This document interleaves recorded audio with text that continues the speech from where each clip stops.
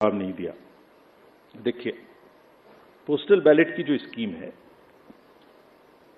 उसका रूल है 54A which was introduced in 1964 in the act.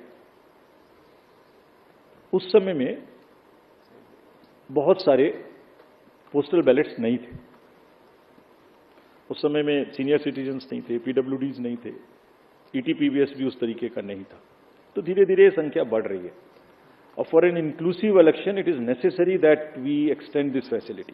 जैसे पिछली बार आप ही ने कहा था कि आप लोगों को ये फैसिलिटी नहीं है, हमने जाके एनेबल की। सबको मिलनी चाहिए, एसेंशियल सर्विसेज वालों को मिलनी चाहिए। लोग कहते हैं हमसे हमें वोट देने का अधिकार क्यों नहीं, नर्सेज, डॉक्टर्स, बहुत जगह से बात आती है। हम वी आर ट्राइंग, हमने तो रिमोट वोटिंग में जो लोग घर से बाहर चले गए उन तक के लिए प्रयास करने की कोशिश की थी, जो अभी समय नहीं आया। तो ये जो एक्ट कहता है, जो रूल कहता है, वो क्लियर कहता है कि postal ballot counting will start first. So on all centres in the country it will start first, no doubt about it.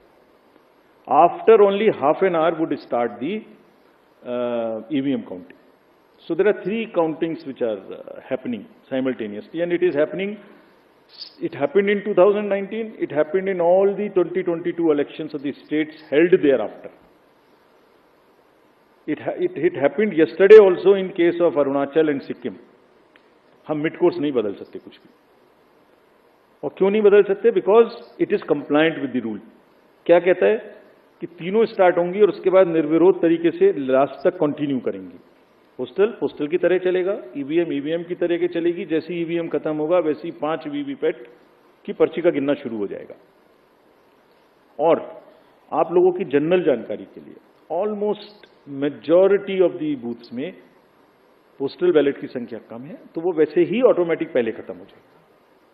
It will continue like this. This is what I wanted to से।